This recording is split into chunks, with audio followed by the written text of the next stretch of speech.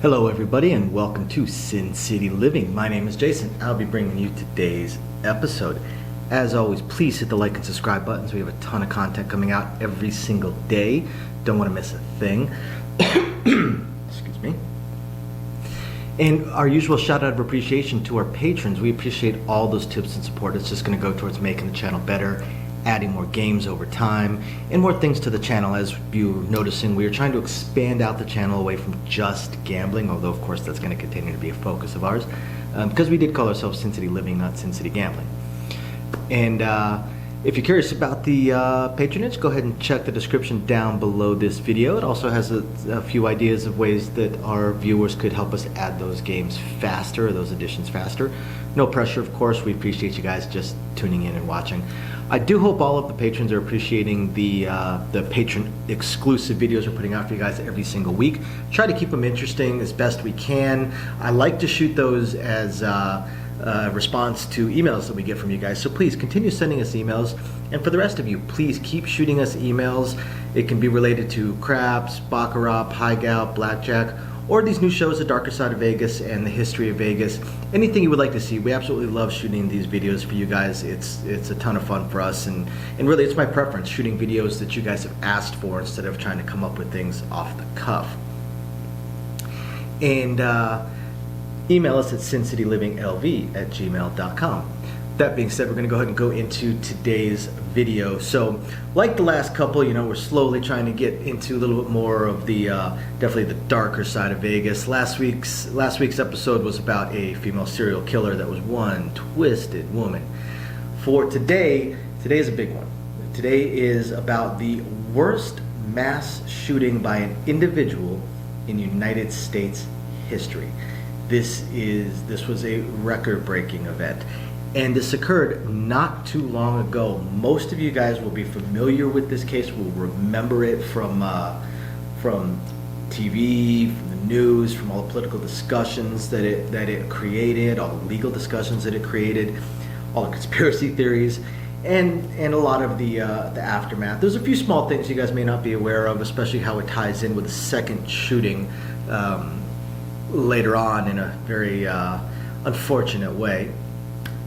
But I'm going to go ahead and jump right into it. And it is the Route 91 Harvest Festival Massacre, the Country Music Festival, an annual event that is held here in Vegas on the Strip. And in 2018, I believe it was, I got to double check my notes, but I'm sorry, 2017. I knew it was somewhere right around there. I was already living in Vegas. I'd already moved out here. And this shooting occurred in October by Stephen Paddock. Stephen Paddock, at the time, he was a 64-year-old auditor and and current businessman, relatively wealthy. He was known for being wealthy. He had quite a bit of money. He was a big gambler, huge gambler. He was what is known as a high roller, where he's gambling very large amounts of money.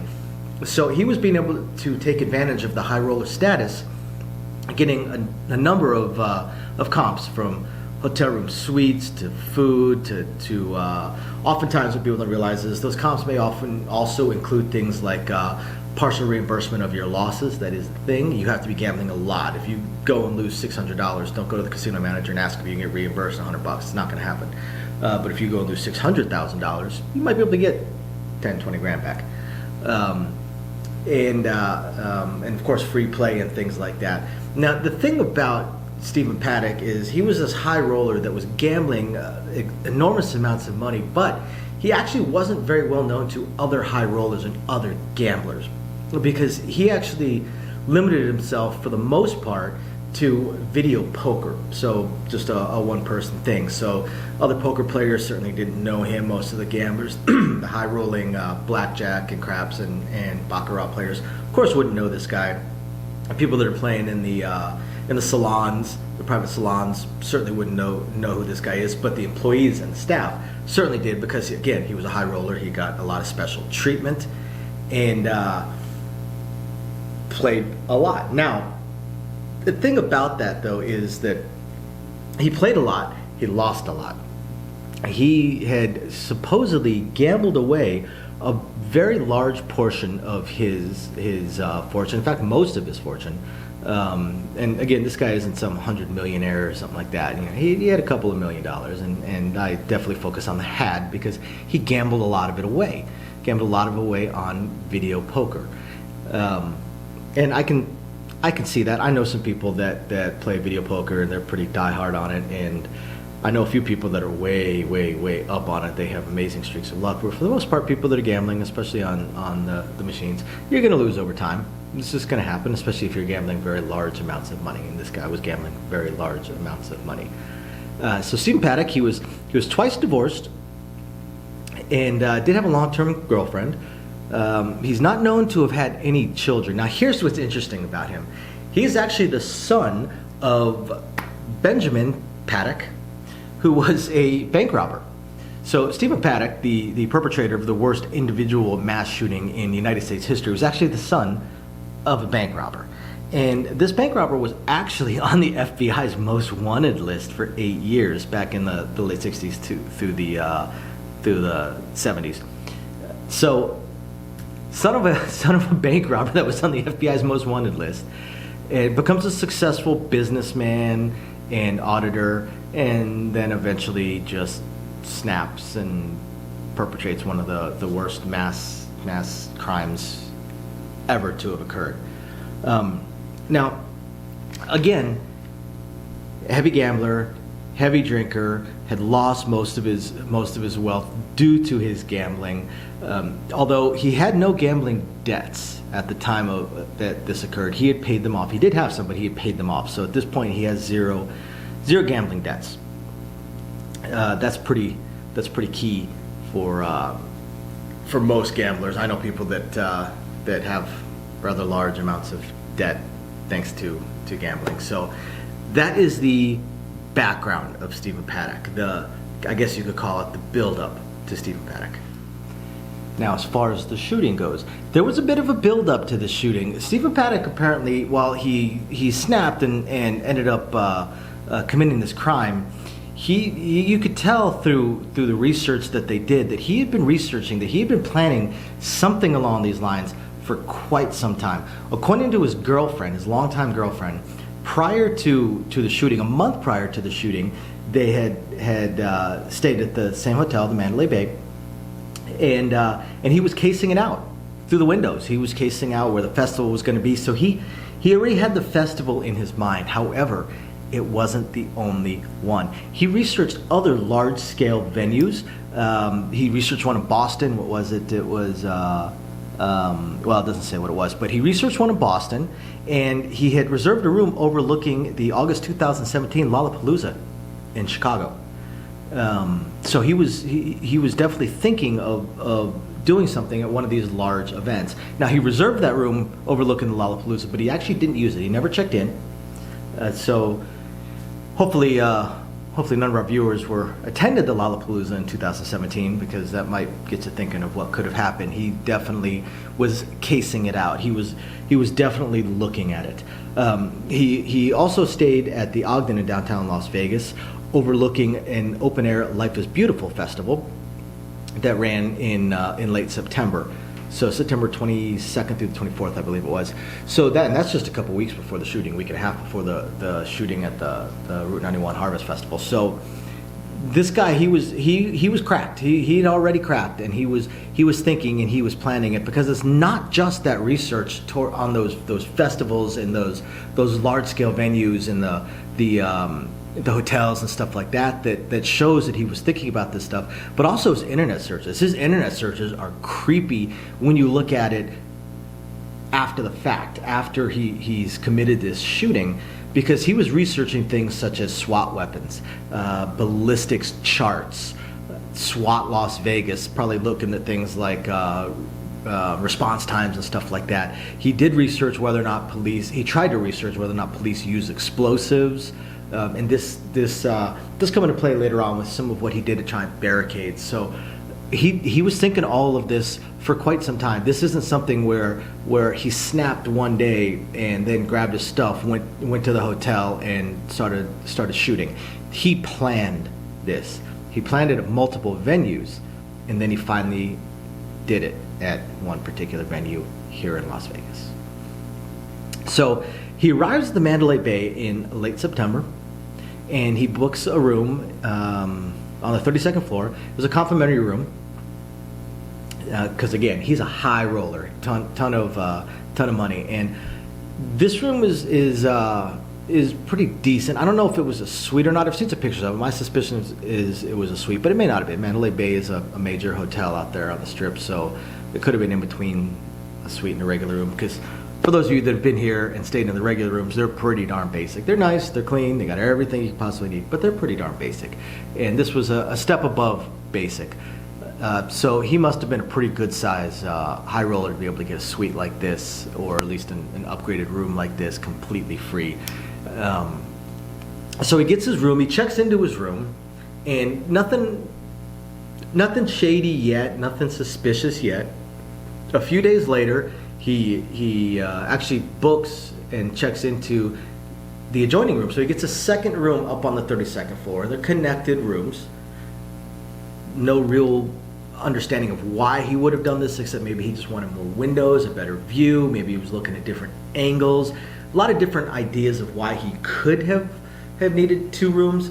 No real understanding of why, though. A lot of Stephen Paddock's motives still remain a mystery. There's been no way of figuring out exactly why he did what he did.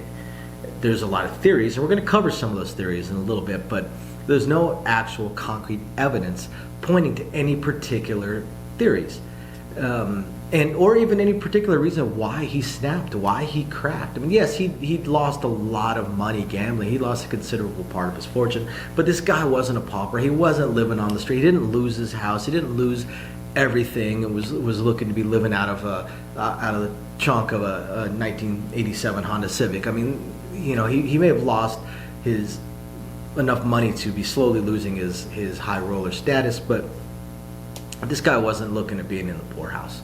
So there's no real understanding of what caused all of this. So during his stay, he does his usual. He's gambling. He's playing high limits on the video pokers. He has quite a few interactions with the staff, and in staff interviews later, they all point out there was nothing strange about it. There was nothing that raised any red flags. Nothing that made people go, this is where they say every interaction was just normal. It was just every day. He was just a plain, regular, older, semi-retired high roller. Just the usual stuff. Now, your high rollers that are only playing video poker, they're a little quirky, but there's nothing certainly wrong with that. Nothing that raises red flags. Those people certainly exist. I mean, most of your high rollers are very gregarious. They're very loud because they tend to very much be a hey, look at me kind of person.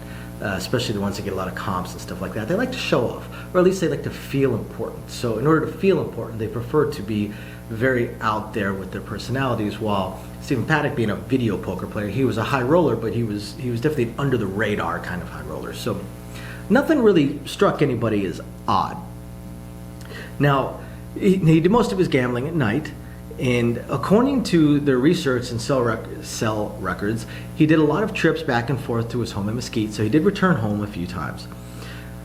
Now, between the 25th and 26th, and then the 28th and the 30th and the 1st, he, with the help of the bellman, he brought a number of suitcases into his room. It says he brought in 5 one day, 7 another day, 2 another day, 6 another day, and 2 on another day.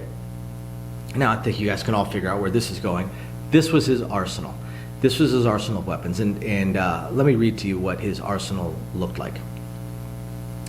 His arsenal of weapons: equipment, associated equipment, ammunition, 14 AR-15 rifles, some of which were equipped with a piece of equipment called a bump stock. We'll talk about that in a minute.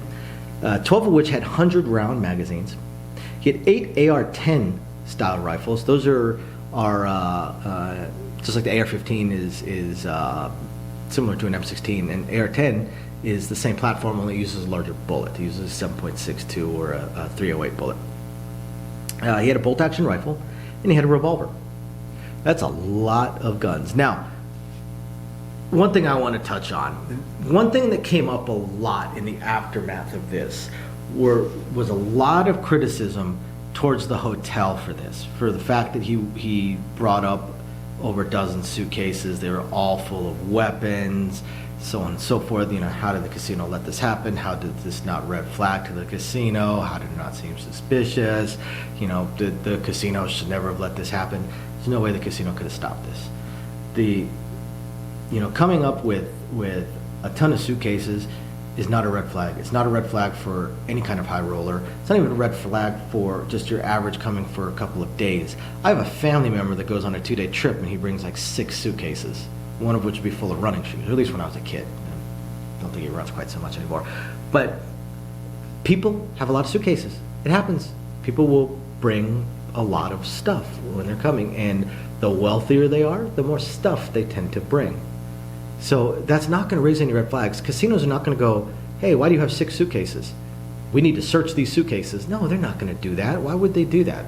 One, it would severely irritate this high roller who's going to say, well, if you want to go violating my privacy and searching through my stuff, I'm just going to take my business somewhere else.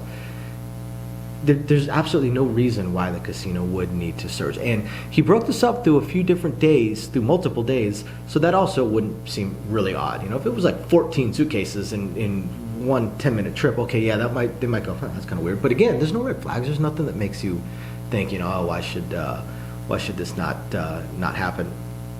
Or why we need to investigate this. There's nothing that's going to show that. Nothing that's going to make you think that. Okay, so this was all business as usual. We see this kind of stuff every single day. People coming in, people making 2, 3, 4 trips with their suitcases. I've seen people that are by themselves coming on a 2-day trip that need to get one of those big carts that wheels around so they can load all their suitcases and stuff onto it. It happens. You never know, especially with business people. Business people oftentimes have suitcases full of stuff for work, especially when there's conventions and things like that going on. You never know what's going on with people that are coming into Vegas, that are staying in Vegas. So a large number of suitcases, especially when it's broken up amongst a number of days, so not one person is really noticing, is not going to raise any red flags. In no way, shape, or form should the casino be blamed for not noticing that he brought a lot of suitcases. That's just, no, it just doesn't make sense.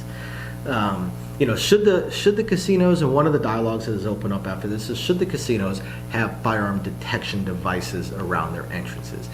Yes and no. I mean, that's a debate that has nothing to do with me, of course, and it's firmly up to the casinos. But you run into a lot of other problems with that. I mean, what is a firearm detection device? You can have metal detectors. You have metal detectors, and you have a queued up line of people waiting to pass through the metal detector. They're just going to go stay somewhere else. At least one casino is going to start marketing the fact that you don't have to have wait in line to come in. So the casinos have to balance all of this stuff. There's still businesses that they can only take a certain amount of reasonable precautions. I mean, metal detectors in a casino, we're going to put them in the grocery store next, we're going to put them in the post office, going postal. Where are we going to put? We already have them in schools. Where else are we going to put them? We're just going to put them in every public business? At what point? And especially when you're talking casinos that have armed police officers that come in, that have armed security that's coming in and out. Where do you do this? Where do you draw this line? Where do you decide on this? So, I don't know. I know casinos are looking at a lot of different technology to help with that. And it's certainly admirable, definitely admirable. I mean, I can say with no statistics, just a gut feeling that at any given moment in a casino, especially a locals casino slightly off the strip, but even in a main casino in the strip, at any given moment on, say, a Friday night when the casino is absolutely packed, I would be willing to bet there's at least 3 or 4 dozen, if not more, if not over 100 patrons that are armed.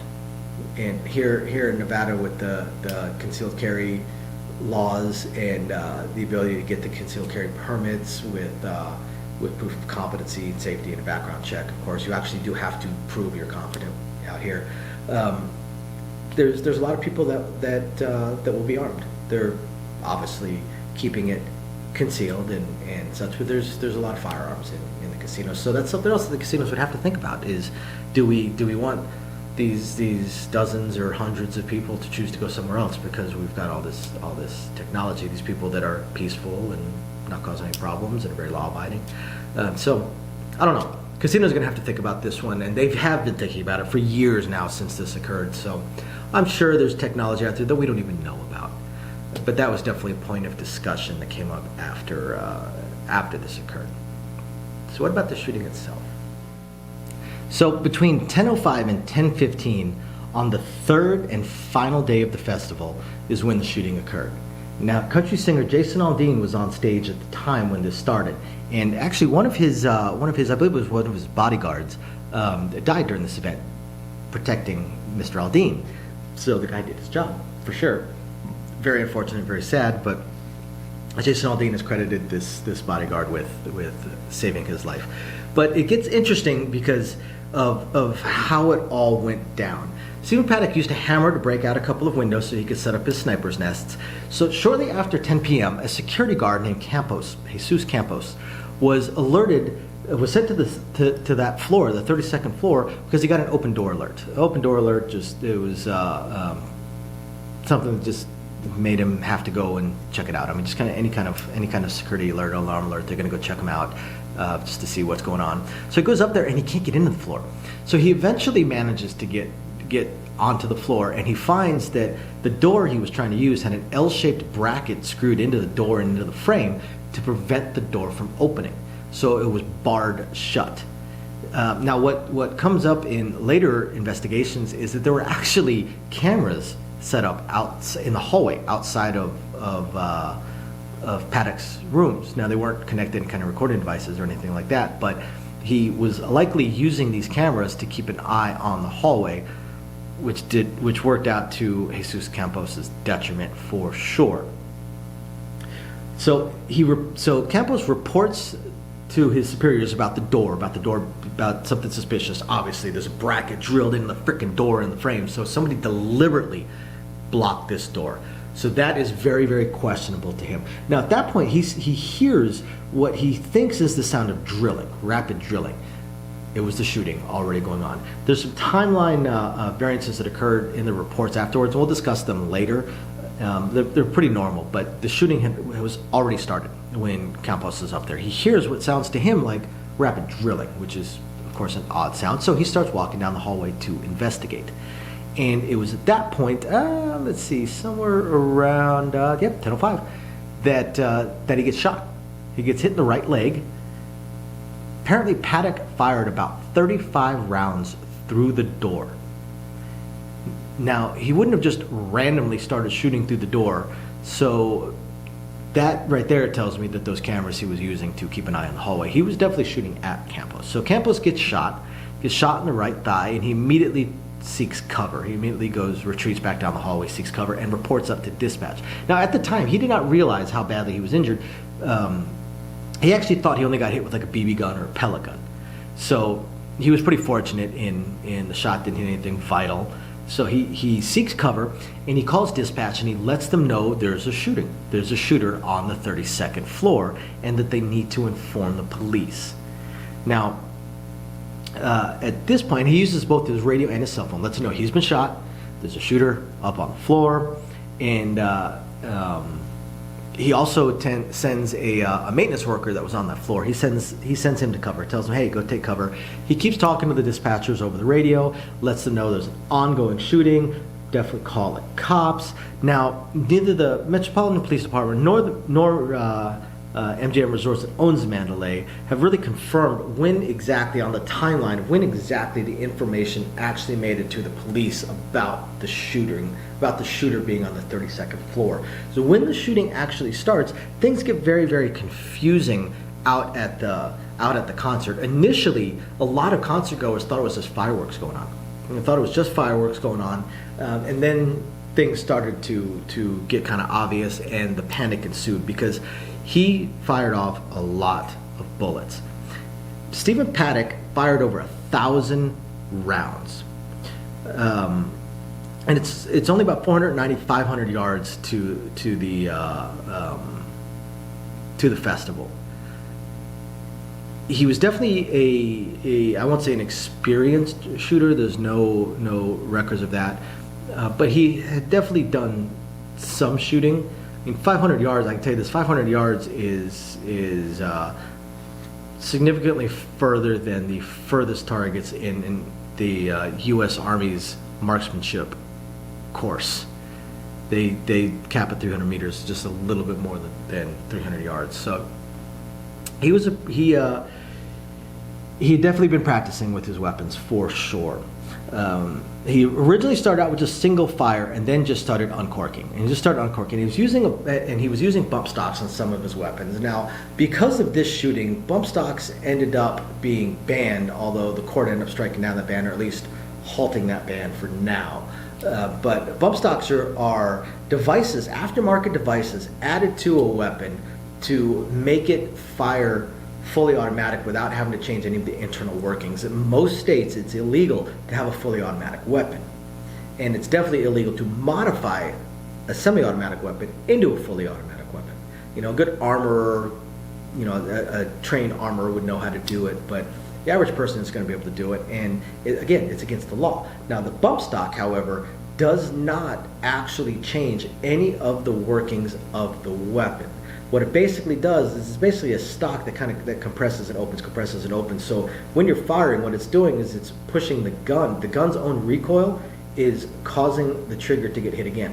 So it's just the trigger is just being pulled over and over and over and over again by this bump stock. So it simulates fully automatic fire with a loss of aim and control, some loss of aim and control.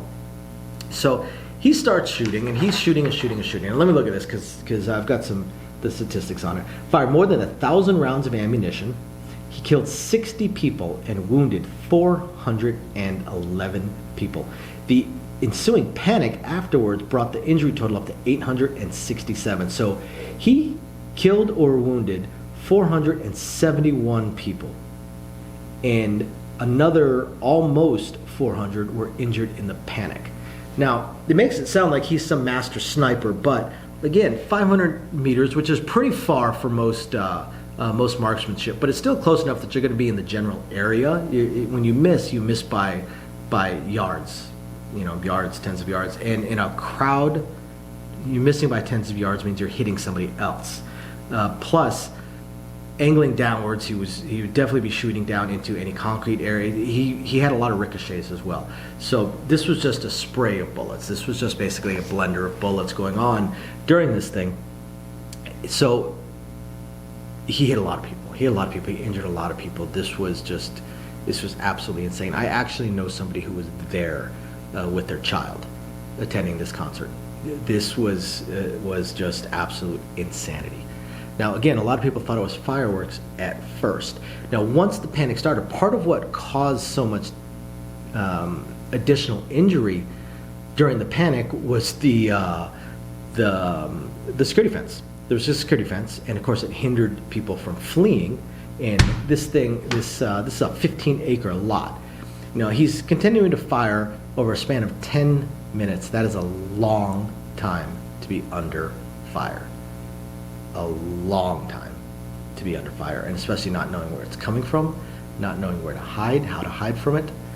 They knew nothing. There were so many conflicting reports going on during this thing, multiple shooters, different stuff. So the panic spread well beyond the festival, but the festival itself was just an absolute pandemonium, and it's terrifying to think about that nobody could do anything. You didn't know where to run. You didn't know where to hide. Do I run around this corner, or is the shooter actually on that side of that corner? Do I hide behind this wall on this side? Do I hide behind the wall on this side? I don't know, because I don't know where the shooter is. I don't know where it's coming from. I don't know if he's approaching. I don't know if there's multiple shooters. I don't know what's going on. Nobody knew what was going on. Nobody knew what to do. And like I covered earlier, I would guarantee there was quite a few armed people, because, again, concealed carriers, there's a lot of them here in Vegas, but that right there, this right here is a situation that's an absolute nightmare for a concealed carry person, because one, it's almost 500 yards away. Pistol ain't going to do a damn thing, and two, you don't know where it's coming from. So we've got all this panic, and he's shooting down into this festival, but it's not the only place he's shooting. He also uncorked something like 80 rounds. Let me take a look. Oh, I'm sorry, 8 rounds, not 80. He shot 8 rounds at a large jet fuel tank at the McCarran International Airport. It's about 600 meters away also. And 2 of the bullets actually hit the tank. One of them penetrated. Now, fortunately, jet fuel is mostly kerosene, so it's unlikely to ignite when a bullet hits, so the tank didn't explode. But he did hit it. He was trying to, and he actually did hit it. Now, during all this, the cops are confused. They don't know what's going on because they don't know where this is coming from. They just know there's a shooting. There's a ton of bullets coming. I mean, something like this, I can tell you as a military vet, something like this, in the middle of it, this would seem like a dozen people shooting. I mean, if this guy is uncorking 80 to 100 rounds at a time, 1,000 bullets coming your way in 10 minutes, that's 100 bullets a minute. This is the kind of thing that I would assume there's a squad that is shooting at me, or at least a fire team shooting at me, at least 3 or 4 people with weapons and plenty of ammunition. And I wouldn't assume it's one person. I would not think it was one person if I was in the middle of this. I would absolutely think this is at least a fire team size element, if not a squad size element. So that's going to add to the terror and the confusion as well, because again, you don't know what's going on. The cops had no clue. They didn't even know where it was coming from. They thought maybe Mandalay Bay, they thought maybe the Luxor, they thought maybe on the festival grounds itself. They had no idea. And there were all these false reports coming around of other additional shooters all over the Strip, which made it even more confusing and even more difficult to pinpoint and nail down. One of the things that really hurt that really hurt the response, were all the false reports coming through, all the panic and panic-induced false reports caused a lot of confusion, caused a lot of the slowdown that occurred during this. If Stephen Paddock hadn't ended things the way he did, this would have been 10 times worse, because he could have kept going and kept going and kept going for a lot longer because of all this confusion that occurred and how it slowed down the response time. Now, eventually they did figure out where the rounds were coming from, because they could see the muzzle flashes from the side of the hotel. Now, again, this is way too far away for them to attempt to return fire. Plus, there's no way that the cops are going to return fire at one little window of a hotel room that's surrounded by the windows of all the other hotel rooms. You know, the cops are there to protect and serve, not just blindly start firing away. So they have to get there. So at about 10:12, and this is now 7 minutes into the shooting, 7 minutes, a little bit more than 7 minutes into the shooting. Stephen Paddock has been shooting for 7 minutes. 2 officers on the 31st floor of the Mandalay Bay reported hearing the sounds of gunfire from the floor above them. Now, I don't have any of the information here, but I do recall reading about one officer that was on the 31st floor did not go up to the 32nd floor, refused to for whatever reason, and was eventually fired. But it took some time. It's like a year. Like the next year he was fired. A year after that, I believe he was reinstated thanks to an arbitration board or something along those lines. But it's not necessarily germane to this particular thing, so I didn't research too deeply into it. I just remember reading about it. So when the officers arrive on the 32nd floor, it's now 10:17 p.m. So it's actually 2 minutes after the shooting has ended. So keep in mind, if Stephen Paddock had stopped, he had at least another 2 minutes of shooting before the cops even made it up onto that floor. And that's the point where they identify Jesus Campos, and he directs them to where he believes the shooter is at. And the cops direct him to go seek medical attention and help other people evacuate. And now more officers arrive. Guess what time? 10:26 to 10:30 p.m. 8 additional officers arrive on the 32nd floor. So at this point, they still have not breached. They still have not actually gotten to Stephen Paddock. So again, now this is now 15 minutes, 11 to 15 minutes after he stopped shooting. He could have shot for 25 minutes. He could have been shooting for 25 minutes straight at this time. If he had not ended things, he could have been shooting for 25 minutes straight instead of 10. Think about that. That's just absolutely crazy. The officers breach through. They had to manually breach through the door that Paddock had screwed shut, which tells me they probably just kicked the crap out of it, or maybe somebody brought a breaching battering ram. Now at this point, the gunfire had ceased. Again, it ceased 15 minutes prior to that. So they systematically move down the hallway, which makes sense. There's no more gunfire. You're going to be careful. You're going to be systematic on this. Make sure you don't miss anything. And they're searching and clearing every single room, which is, again, perfectly logical, perfectly proper. And they had a master key that Jesus Campos had given them, so they were able to get into each room. And I can tell you this as well. This right here, is an absolutely terrifying situation. Absolutely terrifying situation. Police officers are not trained military combatants, and this is what we call MOUT, military operations in urbanized terrain. Going room to room, clearing rooms, especially rooms that have a locked door that you have to open, is absolutely, absolutely terrifying. General doctrine would say that you need an 8-to-1 advantage to even begin to overwhelm a fixed position. Every one of those officers, every officer that was sliding a key into a lock was waiting to get shot. I guarantee it. They were waiting for the bullet to come through the door and hit them because they were the most vulnerable. Whichever officer was opening the door, and then whichever officer was through the door first. In the military, we call the doorway the fatal funnel. So this was a terrifying thing for the cops to have to do, but they did it. They did it, and they cleared every single room. At approximately 10:55, they finished evacuating the guests. Now, again, this is now 40 minutes after he stopped shooting. I'm not saying he could have continued shooting for another 40 minutes, because if he was continuing to actively shoot, they would not have had to clear every single room. They would have been able to get straight to his room, identify him right away, breach, so on and so forth. But he could have shot for a lot longer than just the 10 minutes. Okay, it's a very, very scary thought. I want to keep reiterating that. So, as Paddock had researched, the cops used explosives. They breached via explosives into his room, and they found Stephen Paddock. He was already dead from a self-inflicted gunshot wound. Basically, he shot himself in the head. So then they breached the other room that he had got in the adjoining room, and then the officers reported over the radio that the suspect was down. And that is where they've managed. At this point now, they've breached it. They've secured the scene. Now they know who the shooter is, and they've got him. He's dead, but they've got him. So let's talk a little bit about the immediate aftermath of this. Sorry, dog hair. I've got a very friendly dog that loves me very much and likes to spread her hair all over me. The immediate aftermath of this was interesting because while they did have the shooter, remember we had all these conflicting reports of multiple shooters, of additional shooters. So there was still a lot of panic going on at this point. So McCarran International Airport was of course closed. Las Vegas Strip was shut down. The 15 freeway was shut down. In fact, just about every freeway was shut down. I clearly remember this night because I knew something was wrong when I was returning home from work, I believe it was. I know I was on the other side of town from where I lived. So typically I would take the freeway. And I was still relatively new to Vegas, new enough that I generally didn't trust my memory, so I always turned my GPS on to get home.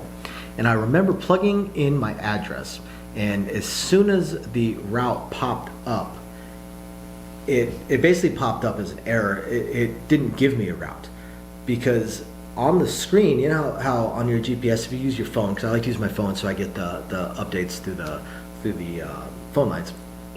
You know how it'll show you the map, right? Well, when the map comes up, all I see are the little no entry red circle with the white bar, all the way across both freeways, all the way across a number of streets. So it was very confusing, but I immediately knew something very, very, very bad had happened. So as I'm going home, I remember I just said, okay, my house is that way, so I had to take surface streets, and again, I don't know the roads around here, so not at the time. So, okay, I need to go in that direction, so okay, if I turn left here, now I'm gonna, oh wait, that's close, I can't turn right there, so I'm gonna keep going, I'll turn right here, and now I'll turn again, and oh, I can't turn left onto that road, so I'll go past it, and then I keep going. So I kept just kind of directing myself in a general direction towards my apartment until I hit roads that I knew. And almost I would say every third intersection I came to had 2 or 3 cop cars parked there, and just masses and masses and masses of groups of people. It took me about 2.5 hours to get home from what would normally have been about a 15-minute drive. And at that point, then, of course, I turned on the news and found out exactly what had happened. I had a friend of mine that was working on the Strip at that time, and they were telling me about what was going on. Same thing, they did not have any idea what was happening. They were hearing all these different reports, mass shooter, then, of course, the conflicting reports, multiple shooters, additional shooters here, over there, over here. So People were running out of the casinos. People that were outside running into the casinos, and it was just pandemonium. The strip itself was just an absolute nightmare. Just packed with cars and people running in the streets. The hospitals were rapidly getting overwhelmed. There was a false report of one of the major trauma centers, UMC, I believe it was, as having reached capacity, which caused more problems. That report was very, very, very much false. But another problem that was happening that worked to the detriment of many of the injured is a lot of the injured tried to get to the hospital themselves or were taken by friends, families, such like that in private vehicles. Well, the freeways were closed. Just told you it took me 2.5 hours or so to get home. It may have been longer. It's been years since this happened, so I don't remember clearly. To go what would have taken me about 20 minutes. So it was taking people hours sometimes to get to the hospital because of this, because of everything being shut down. Private vehicles weren't able to get on these freeways. Of course, ambulances were, but then again, people waiting for an ambulance could find themselves waiting for a long time because almost 900 people injured or killed. Over 800 people injured. Over 800 people injured. That's a lot of ambulances. I don't know if we have that many in the city. So that caused a lot of problems. SWAT was running up and down, combing the entire Las Vegas Strip and businesses to continue to make sure there were no additional shooters. Because again, there's just all this panic and all these conflicting reports. Nobody really knew. Eventually, a state of emergency was declared in the afternoon, and that's when Stephen Paddock was identified as the suspect. Now, I said I'm going to skip a lot of the aftermath things, such as the press conferences and which politicians and such came on down. Not necessarily germane, the memorials that were done, but I do want to get into a little bit of the aftermath and the conspiracy theories and the misinformation that came up. This gets interesting, and I'm going to read some of these to you guys. So there was a online thread that misidentified the shooter, talking about politics and his party and so on and so forth. And unfortunately, there were a number of websites, a number of fake news places that were reporting stuff like this and reporting about a second gunman shooting from the 4th floor of the hotel. And a lot of these websites were getting so many hits. These false news websites were getting so many hits that this fake news was popping up as the number 1 or number 2 thing on Google searches. So people were thinking it was real news because it's the first things that are popping up. Usually we trust the top things. A lot of studies have shown with Google searches that people will click on the first or second one that pops up. That's why things like search engine optimization and such are so important. Bring yourself up the Google rankings. These false reports ended up the Google rankings. Even Facebook, some of their top trending pages were items from a Russian news agency that were making false claims as well and linked the shooter to terrorist groups, so on and so forth. Now, this Russian news agency did eventually remove this article and actually apologized for it. So unlike some of the other false and fake news websites, this one was actually a legitimate news agency that just had false information from across the pond, and they eventually removed it and did apologize. But this ended up trending very heavily on Facebook, so of course leading more and more to the theories, conspiracy theories and such like this. There were stories linking Stephen Paddock to the Antifa movement. Those have since been discredited. There were stories that were linking Stephen Paddock to ISIL, one of the terrorist groups. And they even claimed that he was a member of theirs, but there is nothing anywhere that shows any evidence of this whatsoever. So the FBI eventually declared that he had zero ties to terrorism or the Islamic State. That was just more BS that was just being thrown around there. Eventually, Google and Facebook got a lot of criticism for what happened and how it got handled by their websites. And both of them have since updated their algorithms and actually made efforts to improve the way they filter the news to try and make sure that it stays legitimate and real news that's rising up there. Now, unfortunately, people being people, there's even been on occasion backlash towards the survivors being called what is it they call crisis actors. That's a bunch of BS. I mean, certainly there are times where people are fringe, fringe elements or fringe players around a tragic event and try and play it up for attention. But this is something that had just under 900 people injured or killed. This was incredible. This was the biggest individual mass shooting in the United States history. These people aren't crisis actors. Again, I know people that were there. They're not acting, they're not faking, they're not exaggerating the tragedy of it and all that. No, this was absolute insanity and huge. This eclipsed the Orlando nightclub shooting in fatalities.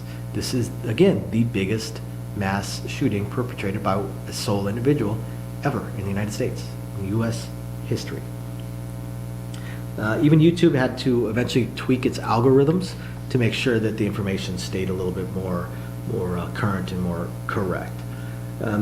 Also in the aftermath ended up being a lot of gun control discussions, which occurs every single time after any kind of shooting, and these have yet to play out. These things always have to wind their ways through the courts. They take years and years and years and years to go through. So who knows how this is going to go. Their MGM ended up setting up a fund and helping out the victims. Now, there was a lawsuit on Mandalay Bay claiming negligence in allowing him to bring a large number of weaponry into the hotel. And now at this point is where, to me, MGM made a fairly critical error. Now, like I said earlier, there's no way the hotel could have started. There was no negligence involved. There's no way the hotel could have known, could have done anything. Nothing raised red flags. Nothing was that out of the ordinary with the suitcases to make him seem kind of odd. One thing I did fail to mention is, obviously, once he brought up all this stuff, once he started unpacking, he did put the do not disturb signs on his doors. So apparently the housekeeping listened. But there's no way Mandalay Bay could have. There's nothing they could have done. He did things low key enough and well enough to have done this. But even though they should not have been held liable for any kind of negligence, what MGM decided to do was countersue the victims.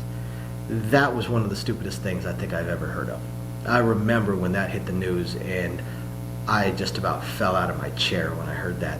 You've got to be kidding me. You don't countersue the victims of the largest individual mass shooting in the history of our country days, weeks after the shooting. That's or even months. I think this was like 6 months after the shooting. At that point, it was still fresh enough on people's minds that to countersue, to sue those people was just ridiculous. That, you want to talk about negative publicity, bad publicity, that was just insane.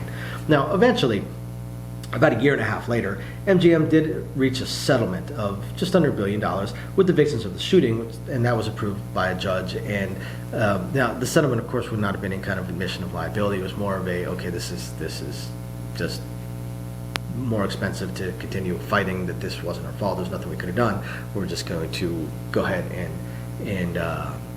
reach an accommodation. And I do hope that money did make its way to the victims. I really don't know. I couldn't say. Now, I did skip some things that aren't too important to this. I do want to talk about a few of the heroes kind of that popped up on this thing. There were actually some awards given after this shooting. A British soldier, a trooper named Ross Woodward from the 1st Queen's Dragoon Guards, was visiting a nearby hotel off duty when the shooting began. He was awarded the Queen's Commendation for bravery for his actions during the event. His citations say that he was consciously, deliberately, and repeatedly advanced towards danger, moving people to safety and treating casualties, as he was trained to do. But again, he was off duty, so that's very, very, very admirable there. Also, a Navy Petty Officer First Class, Brian Mozzie, who was actually at the event with his wife, was awarded the Navy and Marine Corps Medal for his actions during the shooting. Again, likely helping people, evacuating people, treating people. A detective from Rhode Island State Police, Connor O'Donnell, was also attending the event with his girlfriend and was awarded a service ribbon for his actions during the event. And a scoutmaster, Martin Heffernan, was awarded a Boy Scouts award for demonstrating heroism and skill in saving or attempting to save lives at extreme risk to self. And then a Sergeant Chasen Brown, the Utah Army National Guard, was awarded the Medal of Valor for saving at least a half a dozen other concert goers. For 60 to 90 minutes after the shooting stopped, he continued to render aid and assess casualties. So these people followed their training. They were trained to help, and they did, with very little regard to their own safety, which is admirable. And I'm very, very glad that they were awarded for this, and that's why I wanted to bring them up and mention them here. They should definitely be recognized, and those are names that should not be forgotten ever. Now, I'm going to end this with the ties to, well, don't want to end it quite yet. I want to go over some of the reports, actually. Some of the early reports. Now, they found, I'd mentioned they found the hidden surveillance cameras, both inside and outside the hotel room. That was so he could monitor the arrival of other people. The cops did find handwritten notes where he was calculating things like distance, wind, and trajectory from his 32nd floor. Now, again, this shows that he did have some experience with his weapons. That's not something that the average person is going to even attempt to do. There has been some evidence that suggests that Paddock did actually plan on maybe trying to escape the scene instead of taking his own life. And possibly that he had an accomplice, although that has never been able to be proven. They've never identified anybody that may have been an accomplice. But they did find bulletproof vests, breathing apparatuses, neither of which had been used by Paddock.